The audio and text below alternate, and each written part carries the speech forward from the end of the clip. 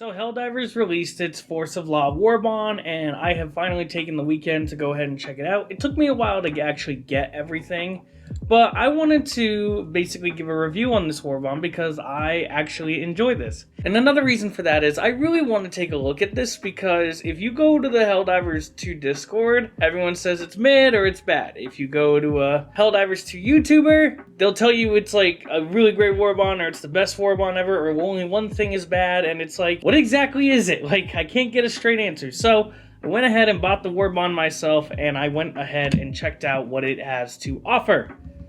So I wanted to basically go through that with you guys. Sup nerds, guess what I have access to now on this channel? Membership! This means that you can now become a member of the Juby Scott YouTube channel. Want to rock out with some emotes to show that you're a fan? Want to have a private Discord membership only channel on the JSGI server? Want to one day unlock the silver rare Juby and the golden Juby? Then consider signing up for one of the tier levels in the Juby Scott YouTube channel, where you can get access to videos early. If I finish them on time, I will try my best. Shoutouts and more. Check the link in the description below to see all the benefits of becoming a YouTube membership of the Juby Scott channel. And thank you for helping to support this channel. Hopefully being able to one day make this my full-time job. Enjoy the video. Starting off with the AR-32 pacifier, the brand new assault rifle that was added in the Warbond. This pacifier has medium armor penetration and stun rounds. And when usually we have a weapon that has stun weapons, they seem to do less damage. And that would explain the 50 damage per shot for this gun. The magazine capacity is 40 rounds with a fire rate of 700, making it one of the fastest firing assault rifles currently in the game. What I find crazy is if you compare this thing to the Liberator Concussive, it's a little strange. The pacifier has less recoil, has the same amount of recoil and a bigger fire rate, but the Concussive does slightly more damage and has a 60 round drum mag capacity. It's just interesting to me why it's like that. But the AR-32 seems to also pack a punch. But I guess it kind of makes sense because if you do, which I mean, I guess with stun weapons they have to do less damage, I guess to compensate for the fact that it stuns the enemy. But this one you have to land a good decent amount of shots, at least from my experience, to stun them. And the stun doesn't seem to be as long as the pummeler, which is a little strange because I believe stun is universal for all these weapons, but I might be completely wrong. This also is the only one that actually says it instead of just saying in concussive rounds. So maybe concussive rounds and humane stun rounds are going to be different mechanics in the game. But with the concussive and the pummeler, I can usually see the stun and they last for a good 5 seconds in my experience. Whereas the pacifier, if you're not shooting at them almost constantly, they won't be a stun for as long as you think. And also, by the time you stun them, I'm still shooting at them, I'm trying to kill them. But overall, I like the feel of this gun. The gun comes with optics, underbarrel, and muzzle attachments. Unfortunately, no magazine attachments for some fucking reason. Arrowhead has mentioned that this is the first round of weapon customization. We know that secondaries are on their way, God knows when though, and possibly throwables and stratagems are being thought of. But yeah, we really need more customization when it comes to all the weapons. I still can't believe the amendment only gets optics and that's a brand new weapon, or the Deadeye only getting optics. But that's an opinion for another time. Overall, I think the pacifier is a decent weapon, but I'm also not the type of player to use stun weapons in this game. If I'm going to go into a fight and I need to help my team with support or anything, I'm just going to bring something to start killing the enemies faster, like the Reprimand. A stunned enemy is okay, but being able to actually eliminate the target versus slowing them down, I personally can't find a purpose for it in Helldivers 2. If you're a person that usually uses stun weapons, please let me know in the comments below. I'd love to hear your side to the logic, because I really don't get it. Next up we have is not in the Warbond, but people are including it, so I'm going to include it, is the P92 Warrant, which is basically the smart pistol from Titanfall 2. I'm loving these references everyone's immediately catching on to when it comes to these weapons. This is a pistol that fires the same type of ammunition as the Jar 5 Dominator. They're firing jet-propelled rounds, But the Dominators is not guided, which is funny to me. But the P92 warrants are guided. You can also set it to non-guided mode at any time, which we'll get into it, which will take that red dot sight down and give you iron sight. This gun is bugged. 100% this gun is still bugged. It's kind of crazy. If you set it to non-guided mode, it will still be guided and it will target like large enemies. But if you set it to guided mode, it will not target large enemies like a Brood Commander from the Terminids. I don't know what's going on with this thing, but I have been killed multiple times because this targeting is so bugged out, and I don't see a lot of people talking about it, and that's a shame because this is a fantastic pistol.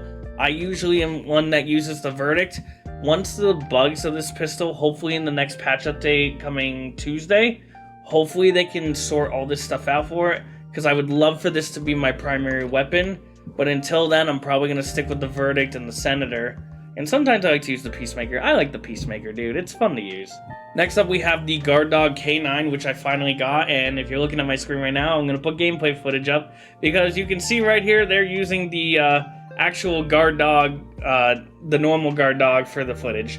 They have mentioned that this is a bug. They didn't want to delay the whole Warbond over it, which is nice that they at least acknowledged it. So good on them. This should be fixed with the next upcoming patch, they said.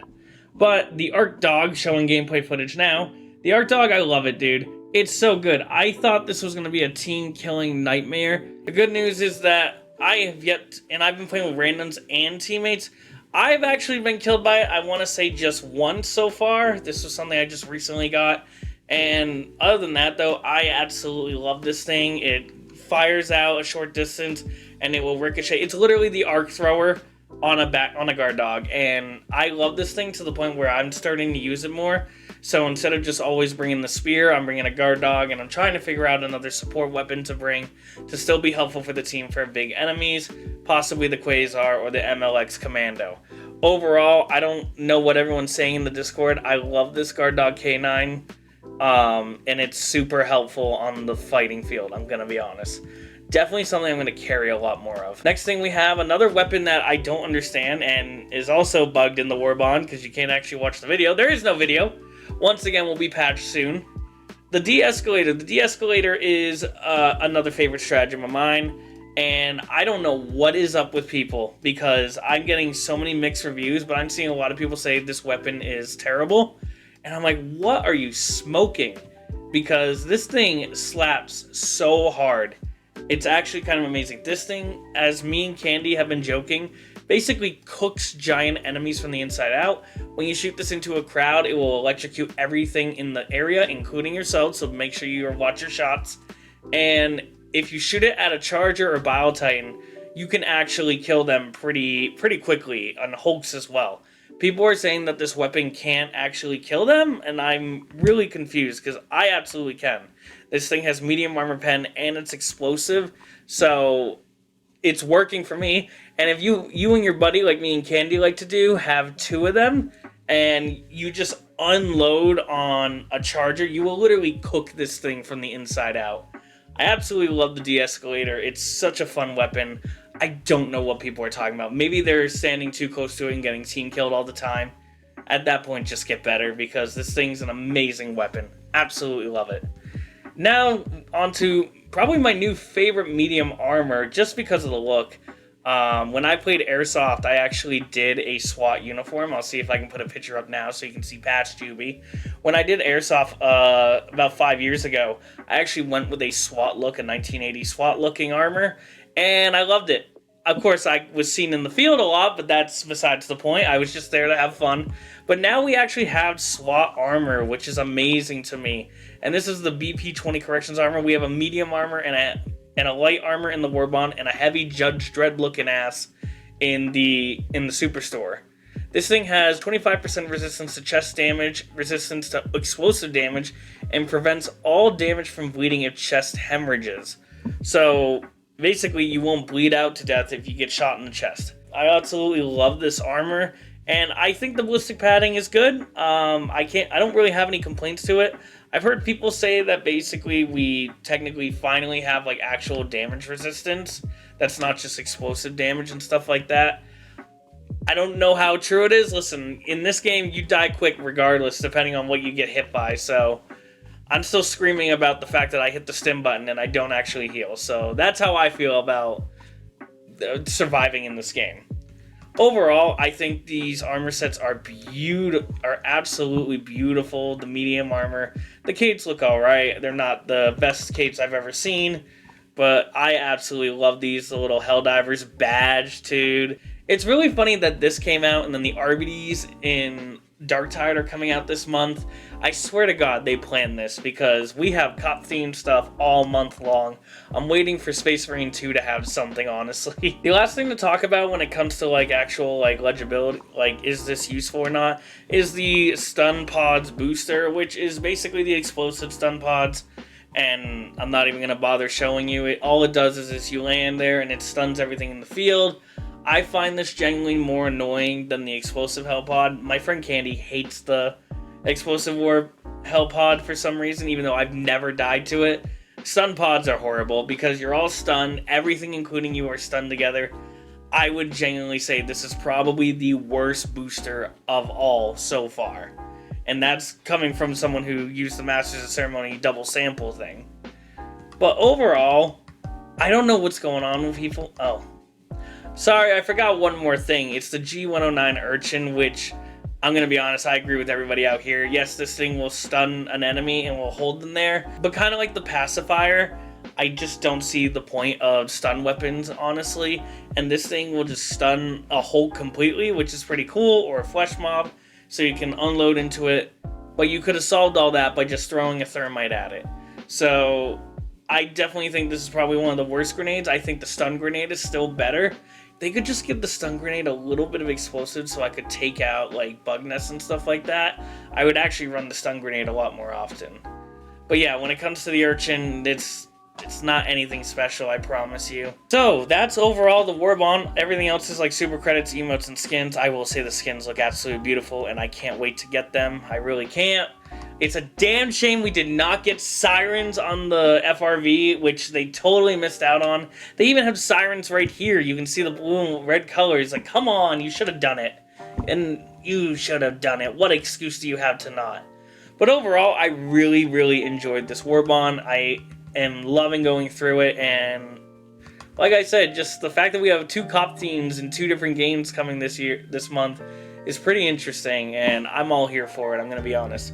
But anyway, guys, thank you so much for watching. If you like this video, please go ahead and leave a like. It helps me out a lot, and don't forget to hit that subscribe button. If you would like to help me make this my full-time job, you can go ahead and click on the link in the description below to become a Juby Scott YouTube channel membership.